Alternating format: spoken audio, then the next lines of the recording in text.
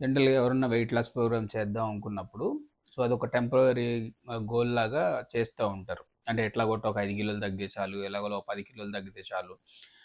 ఎట్లాగొట్ట ఈ వెయిట్ పట్టుకొస్తే చాలు అని చెప్పి అనుకుంటా ఉంటారు. జనరల్‌గా మనం తెలుసుకోవాల్సింది ఏంటనంటే, వెయిట్ లాస్ ప్రోగ్రామ్ అనేది అది జీవితాంతం చేయాల్సిన ప్రోగ్రామ్. ఏదో షార్ట్ టర్మ్‌గా ఒకసారి చేసి ఆపేసేసి మళ్ళీ ఏది పడితే అది తినేసేసి పెరగటం, మళ్ళీ తగ్గటం, మళ్ళీ తగ్గటం, మళ్ళీ పెరగటం. ఇలా చేయడం వల్ల మన బాడీ డిస్టర్బ్ చేసిన వాళ్ళం అవుతాం. మన బాడీని డిస్టర్బ్ చేసిన వాళ్ళం అవుతాం. సో, అలా కాకుండా ప్రాపర్‌గా ఎజెండా మనకొక క్లారిటీ ఉండాలి. సో, మనం హైట్‌కి తగ్గట్టు వెయిట్ ఉండాలి. ఇప్పుడు నేను 170 సెంటీమీటర్స్ ఉన్నాను. 170 సెంటీమీటర్స్ అంటే నా హైట్‌కి నేను 70 కిలోలు ఉండాలి.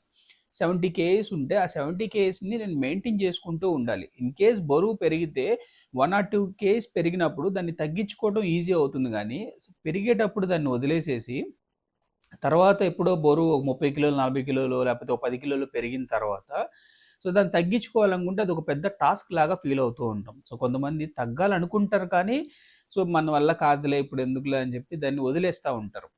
ఈ రోజు నువ్వు బైకు, కారు లైక్ ఏదో ఒకటి ఎక్సర్‌సైజ్ లాంటిది ఏదన్నా స్విమ్మింగ్ ఇలాంటివి నేర్చుకుంటాం. వన్స్ ఒకసారి నేర్చుకుంటే అది పదే పదే నేర్చుకోక్కర్లేదు గదా! అలానే హెల్తీగా ఉండడం, బరువు తగ్గడం అనేది కూడా నేర్చుకుంటే, సో, మన జీవితాంతం మనం ఆరోగ్యంగా ఉండడంతో పాటు మన ఫ్యామిలీని కూడా మనం చక్కగా చూసుకోవచ్చు. సో, ఈరోజు మనకి మంచేదో, చెడేదో నేర్చుకొని తెలుసుకోగలిగితే, అది మనం ఒకళ్ళకి చెప్పడానికి కూడా ఈజీ అవుతుంది. సో, అట్లాగా ఎవరైతే ప్రాపర్‌గా చక్కగా హెల్తీగా ఉందాం అనుకుంటున్నామో, ఎవరో ఒక గైడ్ చేస్తే బాగుండు అని గనక మీలో ఎవరన్నా రియలైజేషన్ మీకు ఎవరికైనా ఉంటే గనక, సో, డెఫినైట్‌లీ మా ప్రొఫెషన్ అదే. సో, మిమ్మల్ని హెల్తీగా ఉంచటానికి సో, మేము ఏమైతే సహాయం చేస్తామో అవి డెఫినైట్‌లీ అందిస్తూ ఉంటాం.